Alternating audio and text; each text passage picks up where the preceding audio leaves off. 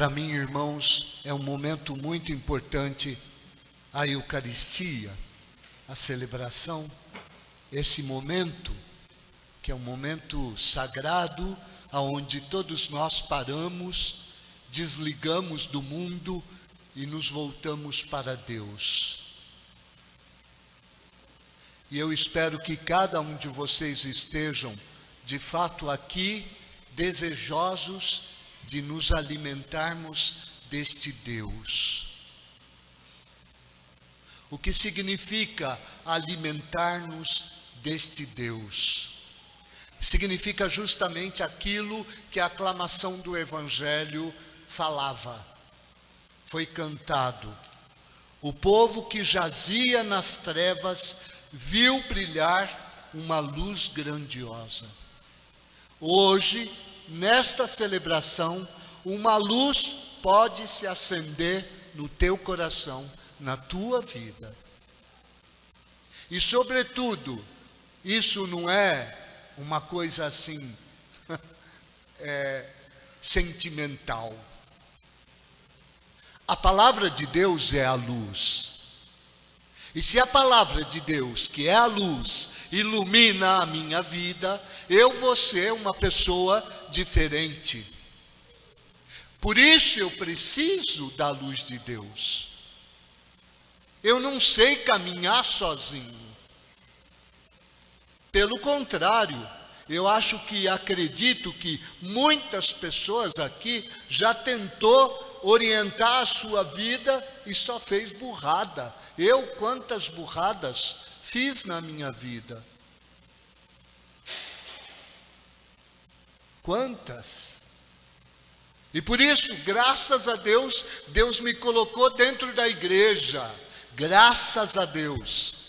Porque através desta igreja, Ele foi iluminando e está iluminando a minha vida.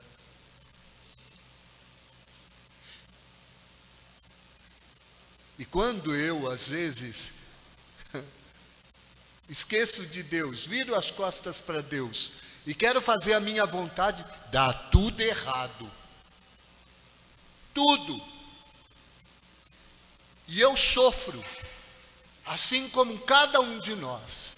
O que é o sofrimento? Qual é a razão do sofrimento, irmãos? Estar longe de Deus. Porque quando nós estamos perto de Deus, o sofrimento adquire uma realidade totalmente diferente. A liturgia de hoje fala daquilo que é essencial. Vocês sabem que o povo de Israel foi um povo escolhido por Deus. E este povo precisava da presença deste Deus. Por isso, quando a primeira leitura falava hoje do Monte Sinai, quando Deus se manifestou, o povo ficou com medo, porque Deus se manifestou com um trovão, a montanha que tremeu, o terremoto, e o povo se assustou, falou: nossa, vamos morrer, porque ninguém nunca viu Deus.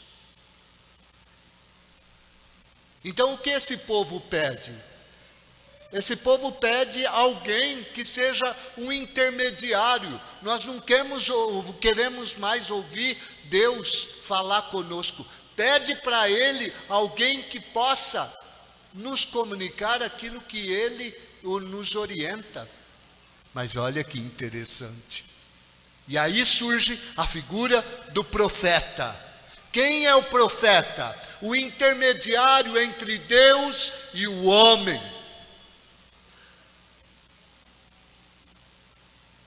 É aquele que vem de Deus, que ouve a Deus e que fala aquilo que Deus fala, aquilo que vem de Deus.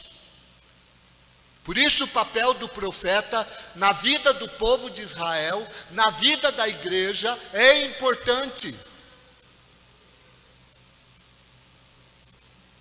E olha que interessante a leitura que fala conosco, né?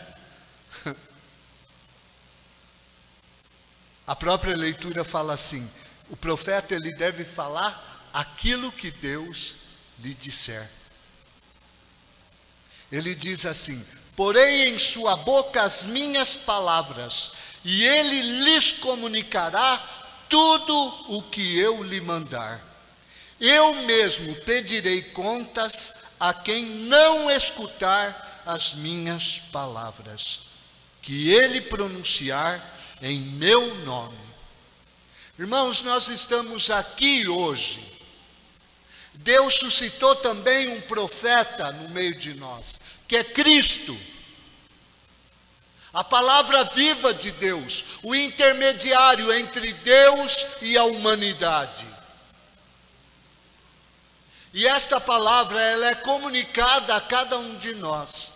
Eu pergunto, você tem escutado a palavra de Deus? Ou para você tanto faz? É mais uma palavra. A gente escuta tantas palavras no mundo, a gente se deixa orientar por tantas palavras do mundo, mas nós escutamos a palavra de Deus, que este profeta fala?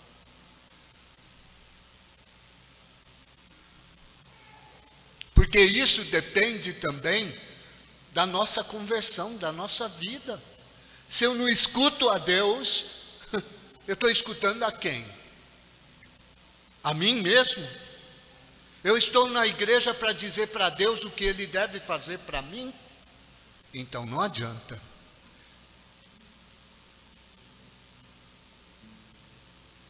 Deus não está a serviço da minha pessoa ou da tua pessoa. Deus quer te salvar, quer me salvar. E para acontecer essa salvação, eu preciso escutar a voz de Deus. Por isso, o Salmo 94 é um salmo que chama a nós a isso. Se hoje escutares a voz de Deus, não endureçais os vossos corações.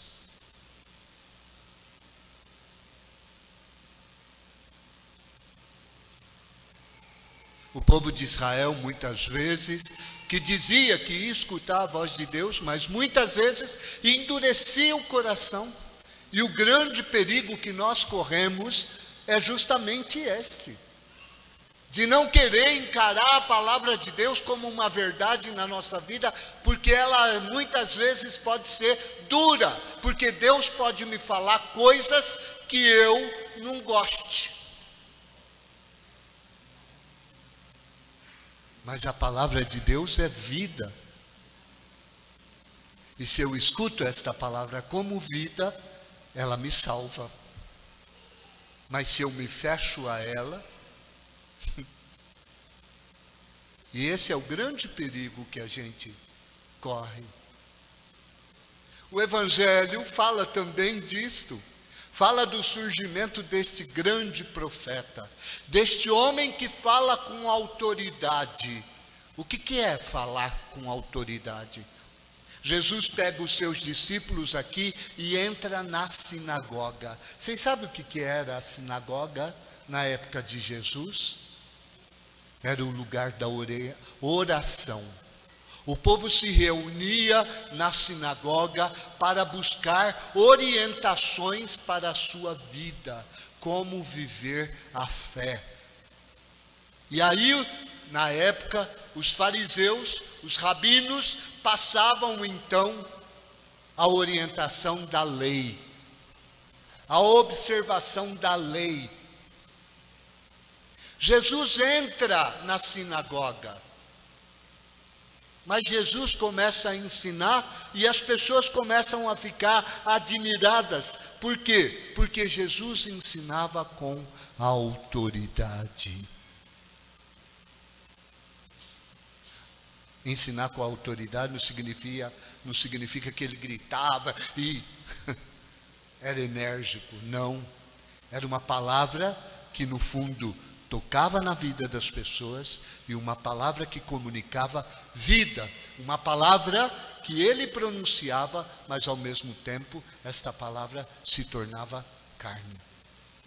E é interessante, num lugar de oração, a sinagoga era um lugar de oração. É como hoje a igreja, como nós que nos reunimos aqui. Mas olha que interessante, ali naquele lugar tinha um endemoniado, um homem possuído por o demônio.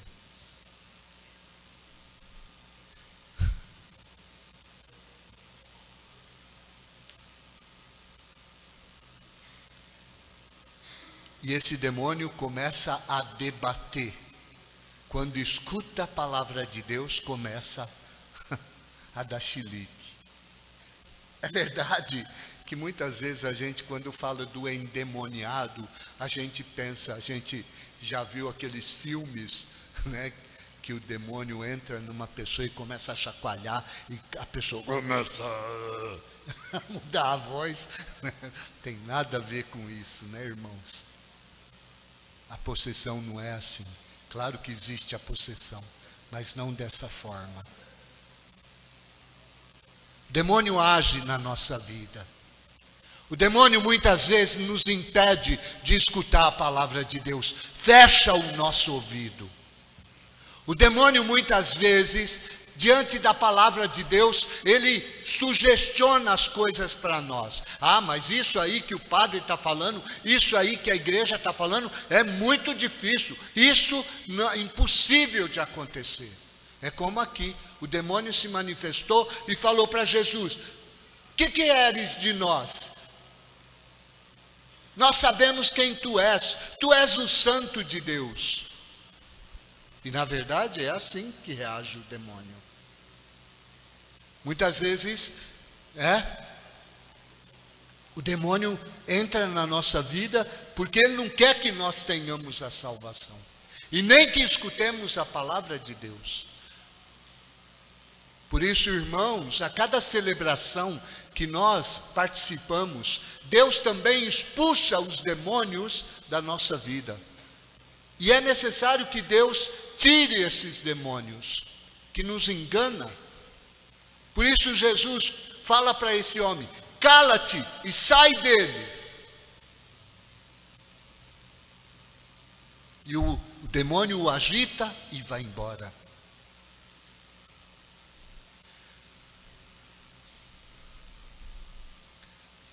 Eu percebo a necessidade que nós temos, que a cada dia Deus vença os demônios que estão dentro de nós e que nos impedem de escutar a Deus. E isso acontece pouco a pouco. Para que de fato, irmãos, nós podemos servir o Senhor, amar o Senhor. Porque amar o Senhor significa sermos felizes. Ele é o nosso Pai, o nosso Criador. Ele quer o melhor na nossa vida. O demônio muitas vezes fala: não, Deus não te ama. Olha quanto você sofre. Por que Deus permite esse acontecimento? O câncer, a doença, você está em endividade, problemas, dificuldades. O demônio sempre nos engana e nos faz duvidar do amor de Deus. Mas Deus nos ama. E Deus nos quer de verdade, nos dá a alegria e a felicidade. Por isso esta palavra é belíssima e convida a cada um de nós, irmãos, a estarmos diante do Senhor, a ouvir a sua voz, a deixar que de fato o Senhor tome conta da nossa vida. São Paulo fala do valor da virgindade, né? De permanecermos virgens para servirmos o Senhor. Que nós não tenhamos nenhuma outra preocupação. Semana passada ele falava, na sua carta aos Coríntios, ele falava que aquele que é casado vive como se que não tivesse mulher, ou não tivesse marido. Por quê? Para podermos servir o Senhor. Porque o fundamental e o essencial para a nossa vida é justamente isto. E o problema do mundo hoje é querer tirar Deus da história, tirar Deus da vida do homem. E tirar Deus da vida do homem, sabe o que significa? Destruir o homem. Por isso, que esta palavra hoje de fato, atue na nossa vida e nos ajude, de fato, a contemplar este amor de Deus, a contemplar este profeta que veio no meio de nós, esta palavra que foi dita por ele. Que Deus possa, de fato, vencer o mal na nossa vida, para que nós também, irmãos, proclamemos os louvores do Senhor.